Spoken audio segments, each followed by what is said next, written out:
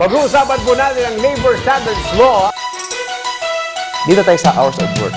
Ang minimum hours of work is 8 hours. Habang nagsasama sila, nagkaroon ng epekto sa akin at sa mga anak ko.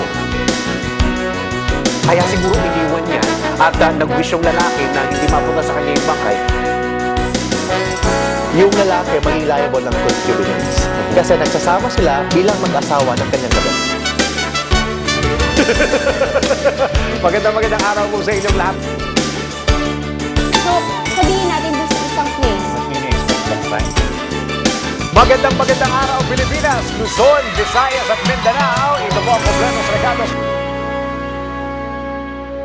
Alright, and you're still watching ito, Kompletos Recados pa rin tayo. At syempre, ang pinag-uusapan pa rin natin ay tungkol sa religious freedom. Tama yun. At ito, very controversial ngayon. sobra. At saka, medyo mahirap itong pag-usapan, attorney, kasi ang pinag-uusapan natin dito, bukod sa saligang batas, eh yung paniniwala ng isang individual sa relihiyon. That's why it's very sensitive. So if you talk anything about freedom of religion, kailangan mong pag-ingatan, pag-isipan. Correct. Kasi kung mayroon kang ibang sabihin, baka magalit yung isang religion na yan. Ang masama niyan, kung may 3 milyon na miyembro yan, eh lagot ka na. Lalo na kung may balak kang tumakbo. Di ba? Kaya ngayon, medyo mainit ang usapin tungkol dyan kasi maraming nadawit na mga, tawag dito, mga gustong tumakbo para sa 2016.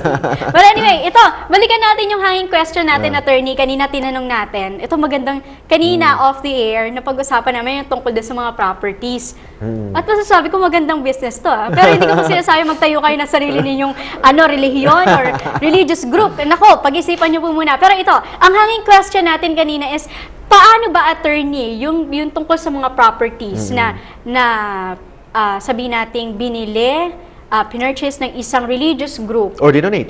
Donate, correct. Kanino ba yan na dapat mapunta or kanino ipapangalan, sino nga hawak, at paano kung biglang mabuwag itong religious group? Kanino ito hahatiin? Okay.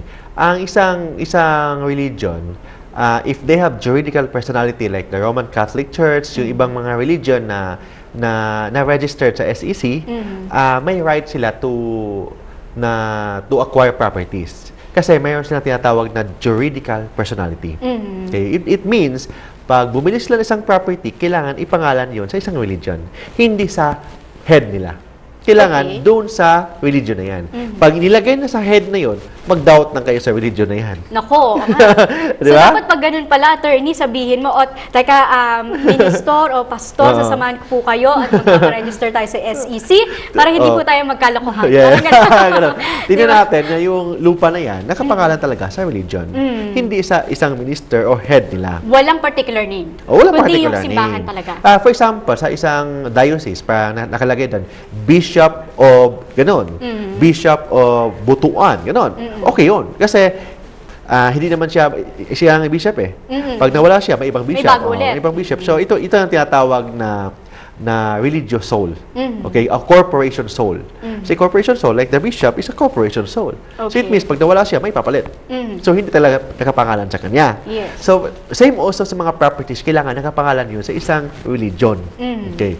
Pag nakapangalan yun, kung nabuwag yung religion, yung properties na yan, kailangan ipamigay sa mga members. Sa members. Members. Depende kung ilan yung mga membro. Yes, sa lahat ng members. Oo. So, kung wari, ang isang religious group ay merong 30 miyembro, hatiin natin yung property na hatiin natin 30, gano'n.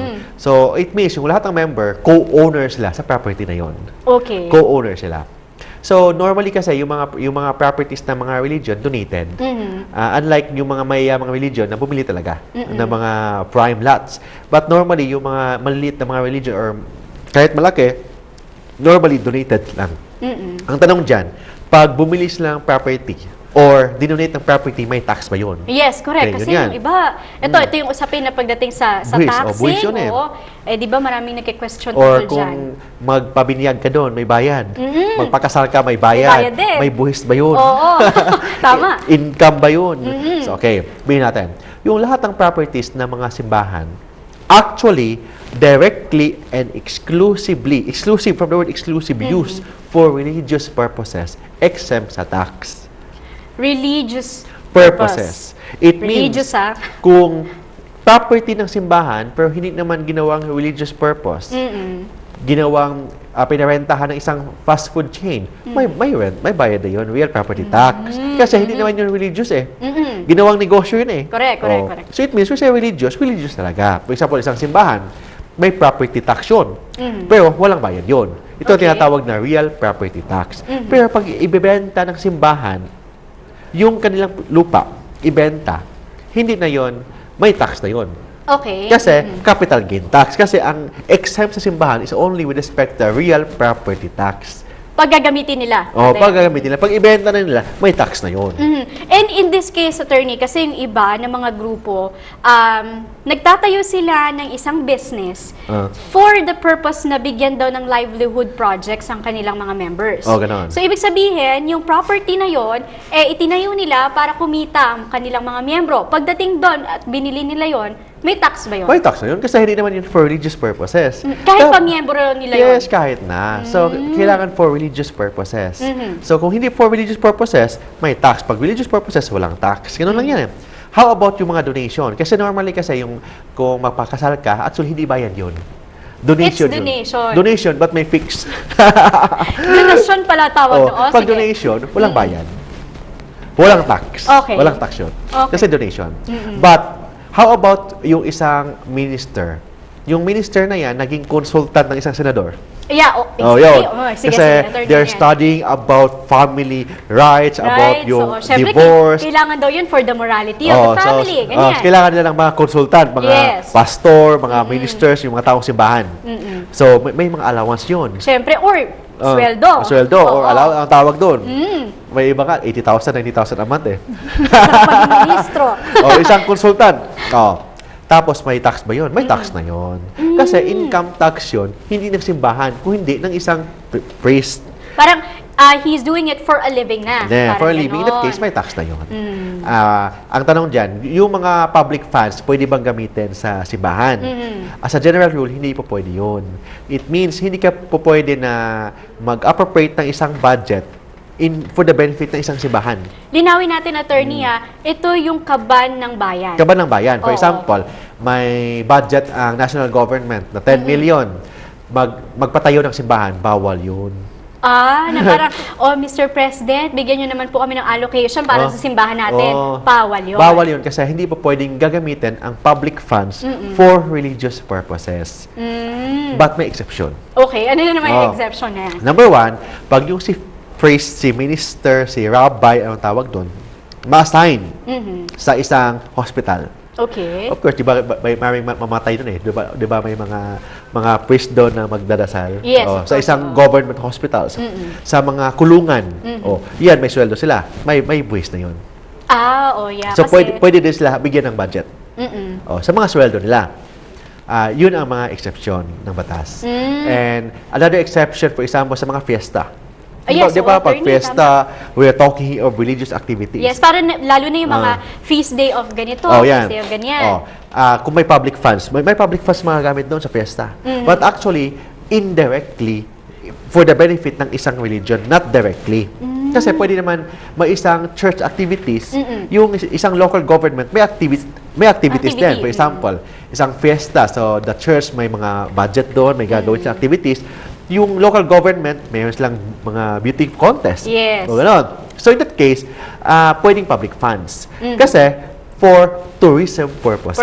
But actually, tourism purposes, but indirectly, maka-benefit ng simbahan. But indirectly only. Okay. Like in one case, yung sa INC issue, yung mukha ni Brother Felix Manalo nasa isang stamp. Yes. Sa stamp. Na-issue yan. Bakit daw nandyan yung mukha and using public funds? Sabi ng Supreme Court, yes, nandun yung mukha ni Brother Felix Manalo.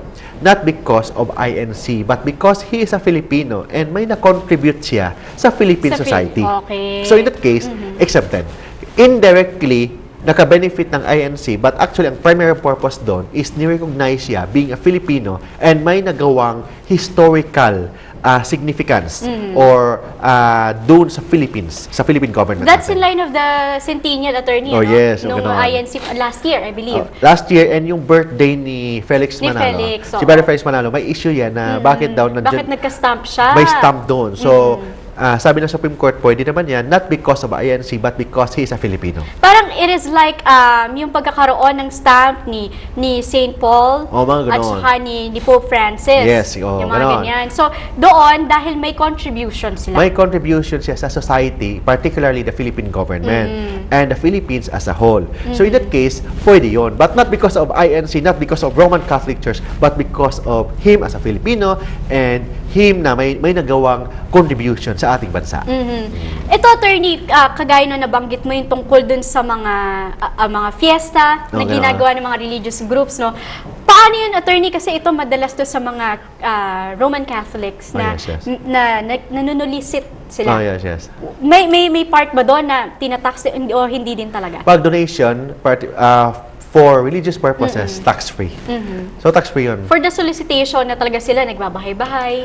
Solicitation, para po ito but, sa ating simbahan. solicitation, but technically, that's donation. Humingi sila ng donation. So, walang buwis yun. Okay. Walang problema doon ng Walang simbahan. buwis. Ang may buwis lang, yung income ni isang pastor pag nag-work siya. For example, isang pastor naging professor ng isang university. Di ba? May sa sweldo. Correct. Yung sweldo, bawasan yun ng income tax. I-withhold yung certain percentage doon for the government. So in that case, hindi niya pwede sabihin na separation of church and state. Hindi. Kasi yung income na yan, hindi naman sa simbahan, kundi sa kanya yun eh. So may tax siya. Okay. Ito, attorney, pagdating dun sa, kasi napag-usapan natin yung separation of church and state.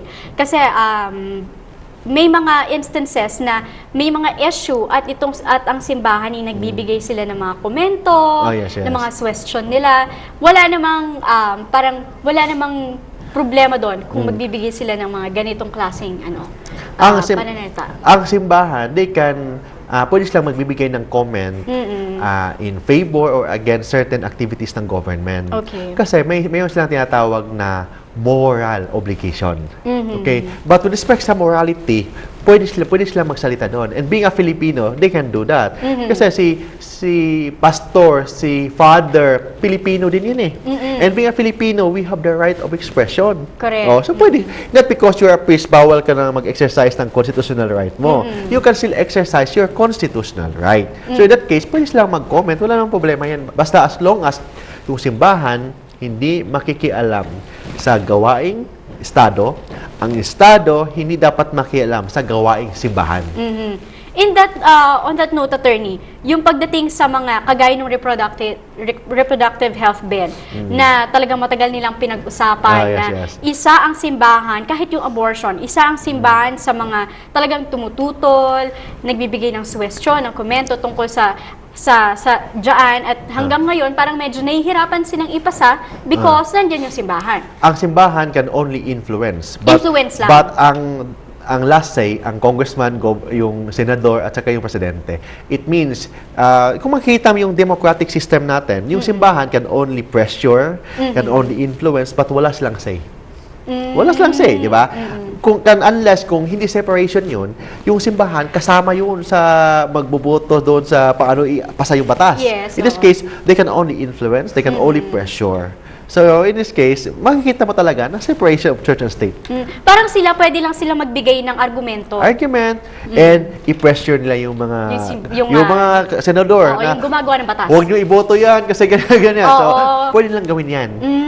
But with respect sa pag-decide talaga, wala silang magagawa. That's part of the separation of church and Yes, state. yun yan. Kumbaga, may karapatan sila talaga magbigay ng opinion nila. Opinion lang, but hindi sila pakialam. Ganun lang yan. Okay. Ito, attorney, marami sa ating mga eskwelahan dito sa Pilipinas na may kanya-kanyang, mga churches pala, na may kanya-kanyang eskwelahan. Yes, tama yun. Or even yung mga private or public schools na hindi Catholic schools. Oh, yes. So, pagdating ba sa pagtuturo ng relihiyon, meron bang pinipili ang mga school or may karapatan bang pumili na ito yung ituturo namin or dapat bang ituro o hindi ang relihiyon sa kanilang eskwelahan? Ang mga schools, may tinatawag silang academic freedom. Ano bang ibig sabihin ng academic freedom? Kasi academic freedom, ang school may right to decide kung ano yung ituturo nila, sino ang mag-teach, paano ituturo. Right yan ng isang school. But with respect sa public schools, okay, hindi dapat hindi obligation ng school to teach religion. Kung gusto ng isang public school na mag-teach about the Bible, about Christianity, about Islam, pwede rin. But hindi po pwedeng gagamitin nila ang public funds. It means, yung mga teachers, yung mga parents, magbigay ng donation, then yung donation na yan, yun ang papasweldo nila sa teacher na magtuturo ng religion. Hindi po pwede yung public funds ang gagamitin. Kasi bawal gagamitin ang public funds for the benefit ng isang religion. Ganon. And speaking of funds, attorney, pagdating sa simbahan, pwede bang silipin yan ng mga miyembro na, teka, allocated sa ganito, ganyan, tama ba ang pagde-divide ng ating budget from the donations na binigay sa atin? May karapatan ba tayo doon? Ang simbahan, may tinatawag silang, actually, dapat transparent yan, di ba? But hindi yan public funds. It means kung kinukurakot ni Father yung pondo dyan, hindi siya pwedeng idemanda sa ombudsman. Hindi siya pwedeng i-demanda sa Sanigan Bayan ng graft and corruption or plunder. Correct. Kasi hindi naman public funds yun. Oo, that's the separate of the church and the state kasi But pwede siyang mandemanda ng estafa. Or pwede rin qualified theft. May isang priest, parang na demanda ng isang qualified theft and estafa. Kasi may donation but hindi ginagamit for that purpose, may malversation. But because hindi naman yan public funds, private funds yan, that's why ang kaso niya hindi pangungurakot, kundi pagnanakaw. Okay. Pero kung tingnan mo, pagnanakaw, pangungurakot, pareho lang yan eh. Oo nga eh. Yun lang, walang kinalaman ng gobyerno doon. Walang kinikilaman. Yun lang yung... That's internal. Internal between the church and the members of the church. Ito, last question ko, attorney, pagdating sa relihiyon. Ito, mahaba-habang usapin talaga to. Kasi yes. Una sa lahat, never ending to. Kasi may kanya-kanya tayong paniniwala. Tama. At may kanya-kanya rin tayong practices as a religious person. Okay. So ito, attorney, masasabi ba natin na ang kahit anumang simbahan or religious group ay masasabi nating untouchable ng ating bansa? Yung mga simbahan, hindi natin pwedeng masasabing untouchable. Kung say untouchable sila, pwede with respect sa their belief. With respect to their teachings, untouchable yun. It means hindi dapat makialam ang government. Whether anuman ang klase ng relihiyon at paniniwala mo. Kung yung pastor ninyo, sinasabi niya na siya yung anak ng Diyos, o siya yung Diyos, yung second or third generation ni Jesus Christ, right niyo yan. Paniniwala niya yan. So, hindi pwedeng makialam ang government. Kung naniwala kayo na yung aso dyan, yun ang Diyos ninyo, paniniwala niyo yan. Hindi pwedeng makialam ang government. I'm not talking here about morality. I'm talking here of constitutional right and constitutional law. Okay. Sabi ng ating saligang batas na yung government hindi dapat makialam kung ano yung paniniwala mo. Kung naniniwala ka na ikaw yung Diyos o ikaw yung anak ng Diyos, right mo yan. Hindi dapat makialam ang state doon. Yes. But yung pagiging Diyos mo, naniwala ka na ikaw yung Diyos, tapos you act on your belief. Yung practices mo na to the extent na you violate a law, diyan pasok ng government. O in that aspect, hindi na untouchable ang simbahan. For example, naniniwala ka na ikaw yung Diyos, lahat ng babae dapat dumaan sa'yo. O yan, pwede kang mademanda ng rape, pwede kang mademanda ng child abuse. Kasi, or sexual harassment, o mademanda ka ng acts of lasciviousness, pwede gano'n.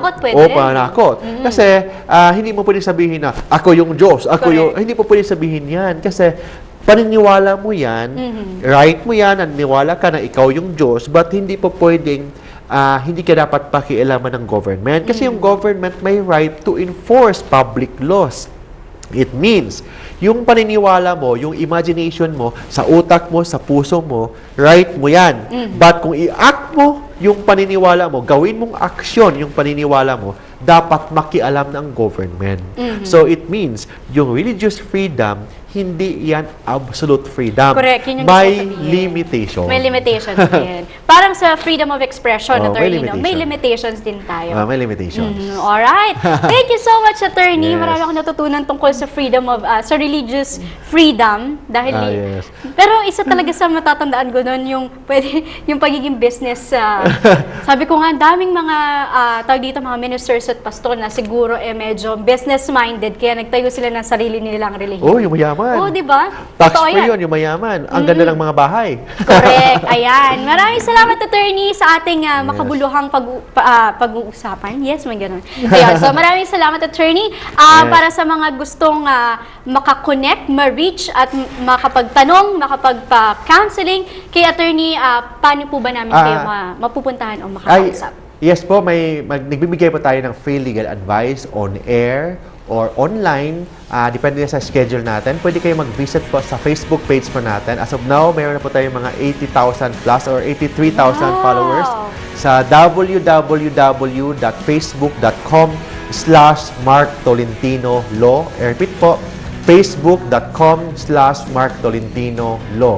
Or I have my own website po. Pwede kayo mag-visit. Then, i-click nyo lang, yun lang yung tinatawag na Skype doon, and pwede tayo mag-usap online if I'm available sa www.marktolentinolow.com. I-repeat po, www.marktolentinolow.com. Or sa landline po natin within Metro Manila, pwede po kayong tumawag sa 209-6203. I-repeat po, 209-6203. Or sa mobile po natin, pwede po kayo mag-text or tumawag sa 0917-329-5353. I-repeat po, 0917-329-5353. Ayun. Yung mobile natin na nakalagay sa inyong mga TV screens kanina, yan, medyo updated na tayo, attorney. Yes. So, if ever na gusto nyo makausap si attorney, may Facebook naman. Yes, If may ever na Facebook, hindi nyo siya ma-reach through the numbers. may Facebook, may cellphone, may landline, or ano pa. So, wala kayong reason, hindi nyo ako ma-contact. Correct. Ako, eto, dahil patapos na rin tayo, ito yung lagi nating routine. Ano ba yung natutunan natin for today? Ako, simple lang yung natutunan ko, attorney, no? Whatever your belief is, ang mahalaga, i-practice mo to ng tama. Tama yun. Kasi, sabi nga natin, even though may separation of state and the church, papasok pa rin ang batas kapag may mali ka pa rin ginawa sa ibang tao especially. So, ang mahalaga, kung ano yung paniniwala mo, panindigan mo ito, pero isipin mo kung tama ba ito o mali. Tama yun. So, with that, ito, i-finish na natin dahil alam ko marami na din nag-aabang sa ating showbiz chismis. Ayan, attorney, thank you so much again for being with me dahil tayo lang dalawang nandito, umaagap tayong dalawa dito. At wala ang aking partner na si Dennis. Tapos yung pinag-usapan natin, religion. Yes, religion agad. Tapos kalyeseri yung pambungad natin. Walang iba doon. Ayan, thank you so much for being with us today at sa susunod ulit, next week, sa ating Kompletos Ricardo sa pag-uusapan natin ang usapang batas, syempre. At kasama pa rin natin si Attorney Mark Tolentino. At see you next week, guys. Ako pa rin yung nakasama, si Bien Dacles. See you next week. Yes, hello. Bye. Pag-uusapan po natin ang labor standards law. Dito tayo sa hours of work. Ang minimum hours of work is 8 hours. Habang nagsasama sila, nagkaroon ng epekto sa akin at sa mga anak ko. Kaya siguro iniwan niya at nag-wish yung lalaki na hindi mapunta sa kanya yung bangkay. Yung lalaki maging liable ng concubinage. Kasi nagsasama sila bilang mag-asawa ng kanyang gabi. Magandang araw po sa inyong lahat. So, sabihin natin doon sa isang place. Magandang araw Pilipinas, Luzon, Visayas at Mindanao. Ito po ang Kompletos Ricardo.